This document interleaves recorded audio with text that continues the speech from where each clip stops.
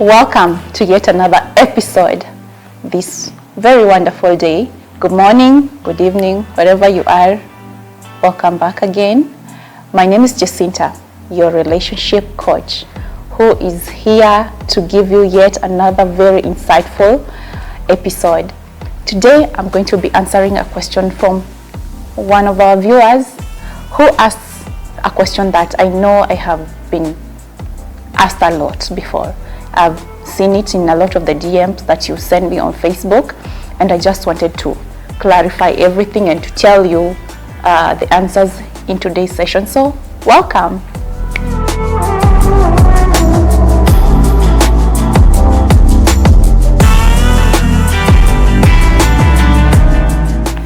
So, to answer the question that you have been asking me in the DMs, you have asked me a question that's very common. A question that I know that I have asked myself in the past. A question that is lingering on nearly 50% of the women who have left relationships. You ask yourself, has he changed?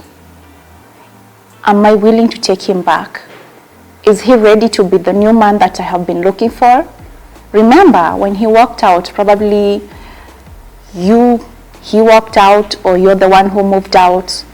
There were some differences, and now he feels like he can make it work again. You feel like you're willing to give him another try, but you're wondering, what if he's still the very same person? What if nothing has changed?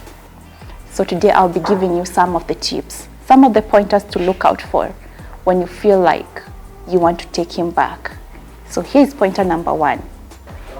The first point that you need to ask yourself is your ex, or in this case, your new partner, giving excuses? What do I mean by this? Are they there telling you or even insinuating that it's the stress that made them the way they were? Maybe they were abusive. Maybe they were behaving in a type of way that did not sit well with you. Were they gaslighting you? Were they abusing you verbally, emotionally, physically, or even financially? Are they blaming maybe the economy? Are they blaming their friends? Are they even blaming you? This is one of the things that you need to look out for. Excuses, that is a huge red flag. That the person that you want to take back might actually still be the very same person that you said goodbye to some time back. The other thing that you need to ask yourself, which will be point number 2, is your partner taking accountability? The full accountability for the whole experience. I know it takes 2 people to actually make a relationship work, and it takes 2 people to actually make a relationship fail, meaning that even you yourself, you took part in the failing of this relationship. But when your partner comes to you and they tell you that, yes, I know I made a mistake, but, the word but, I'm going to underline it to you, but you also played a role in it, then you need to ask yourself, are they actually meaning to apologize to you? Are they actually ready to change and to turn over a new leaf? Why? Because accountability is always the key point in anyone's behavior, in anyone's path towards a change. If you're willing to change, you as yourself, then that means that you need to take accountability. You need to identify where you made this relationship go wrong. And the same case applies to your partner. So if they're not taking the full accountability, if they're not taking the full responsibility, then that's another very huge red flag. The third one is more so connected to the very first one. It's the apology. What sort of apology are they offering to you? Are they giving you an apology that is wholehearted?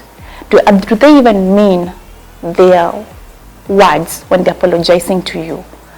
Or is it, let me give a scenario of, I'm sorry, but I also feel like you contributed. I'm sorry, but you pushed me to do this and this. You need to listen to this apology. If the apology doesn't sound genuine to you, if the apology does not sit well with you, then you need to really question yourself. It's always said that it's better to break an engagement than to leave a marriage. Why? Because You don't know, you cannot read their minds. You don't know why they want you back. And we have had stories and scenarios of where people take people back only for them to end up dead. So it's always worth the caution. It's worth you asking yourself these questions. On to point number 4, something that you need to consider is how your partner talks to you. Listen to what he's saying to you. Does he keep gaslighting you? And what does gaslighting look like? It's something like he mentioned something, or even the other time you were getting mad because of this and this, you could not take a joke. Such things are gaslighting, and they are very toxic and very unhealthy. And any relationship cannot start with the baggages of the past. The relationship shouldn't start with things that are hurtful to you. Because mind you, if you watched the previous episode, you're going to learn that gaslighting is one of the unhealthy, toxic patterns. So if you find yourself feeling like they're looking at you and making you feel like you're too sensitive, then that's another huge red flag. The other thing is, are they comparing you? Comparing you to who? It can be their wives, the wives of their friends. It can be some other woman maybe in the estates. They can be telling you, why don't you behave like so and so? The husband comes in the morning. The husband is always gone. The husband drinks with friends. The husband is cheating and is very abusive, but they never walk away. If somebody tells you that, you need to ask yourself, really, is this the kind of relationship that you really want to go back to? There can be very many reasons why so-and-so's wife tolerates them. There can be very many reasons why the woman next door puts up with whatever the husband or the spouse or the partner gives to them. But you're not just like them. You're not just everyone. You're you. You're unique. You're special. You know what you can put up with. You're a strong woman.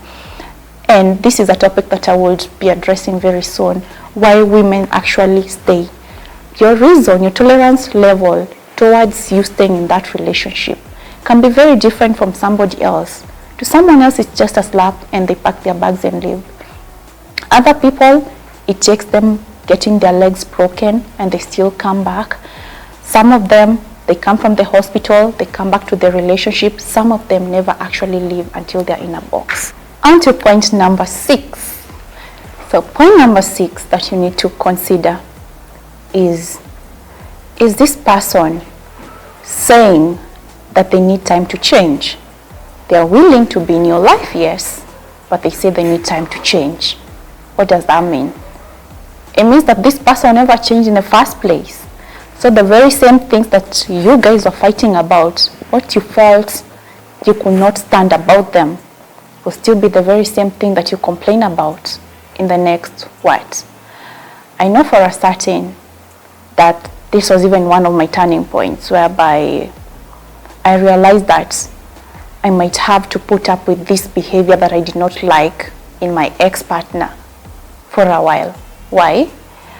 And I know that most of our moms and African moms in this perspective have had to suffer through the very same fate, where the men in their lives, when they're young, they're energetic, they're in the city, making money, doing life, and they leave our moms back in the up country to take care of the kids, only for them later on to come back when they're old, they're broken, or they're sick and broke, and expect that now they're willing and ready for the change. This is something that you need to think about. How long are you going to take? How long are you going to put up with this behavior until they're actually ready to change? And they might even outwardly tell you that, you know, honey, it might take me time to become this man that you want me to become, but promise to become better. But you need to ask yourself, are you willing to live your life with the uncertainty of them changing and knowing that they can change or not change? This is a question that only you can get the answer to. On to the 7th point is this person actually playing dumb. What do I mean by playing dumb? Do they get to this point where they say that they did not mean to hurt you. Your heart, they said something, said it was a joke, apologized, said that they did not mean it, but you know very well they know that they're hurting you. Are they walking all over your boundaries? Are they discussing you? Are they making a joke out of you? Are they saying some words which are really hurtful towards you? But then later on, they said that they did not mean it, that it was not what they meant, that they would never choose to hurt you. Did they just hit you, slap you, leave you with a black eye, but later on say that they actually did not mean to hurt you?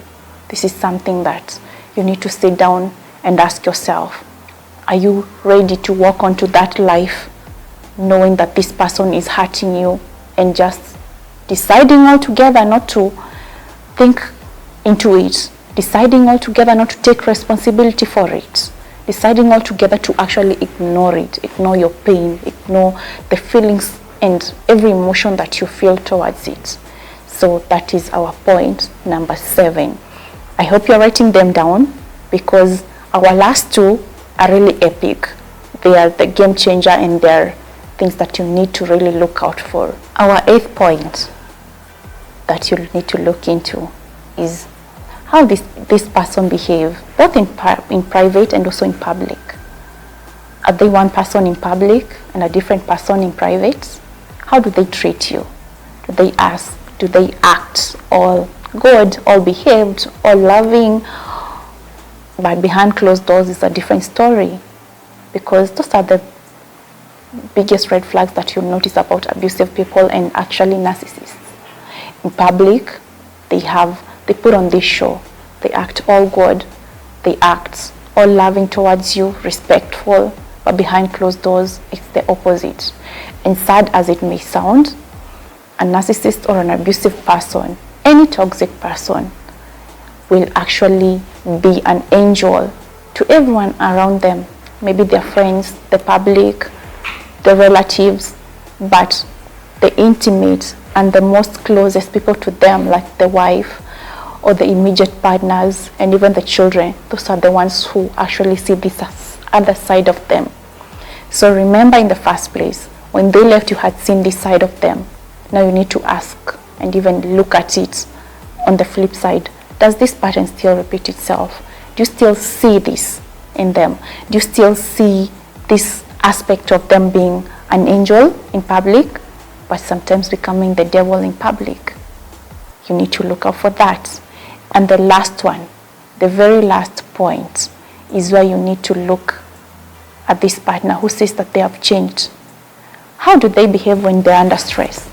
When maybe you get into an argument, because it's very normal. Once in a while, you might end up being confrontational. How do they act? Do they go back to their factory settings? Do they go back to the person that they used to be? What happens when they are stressed up? Maybe work was very difficult that day and they come back home. How do they look? How do they behave? Because this is the greatest indicator of the person who they are. They say that the greatest indicator of a person, or maybe their thoughts and their feelings, come out when they're angry, when they tell you the mean words and they apologize for not meaning them. That is actually the real person that you're looking at, the unconcealed, the raw, the real person who they are. Ask yourself or look at it in terms of under stress, under duress. How does this person convey themselves to you? How do they act, especially towards you? Because that will be the greatest indicator of whether change has actually occurred or not. And as a parting shot, is that people do change. I do get this question asked a lot. Do people change? Can they change? They can, and they do change. But the question that you need to ask yourself is, are you willing to wait around for them to change? Are you willing to put your life on hold and ask yourself all these uncertain questions out there, whether they are good for you or whether they are not? Because you cannot read minds, and you can definitely not change any person. Any person will change only when they themselves decide to change.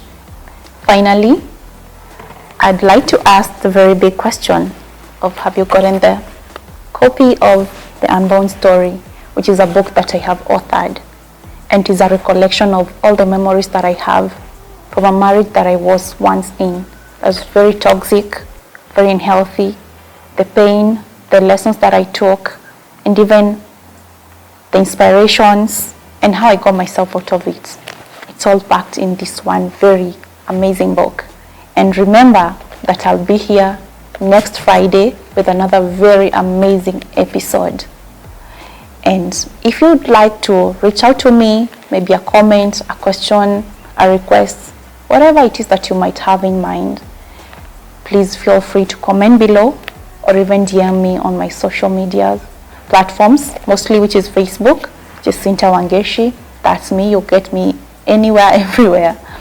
Feel free to DM me. And until next time, remember to like, share, and subscribe.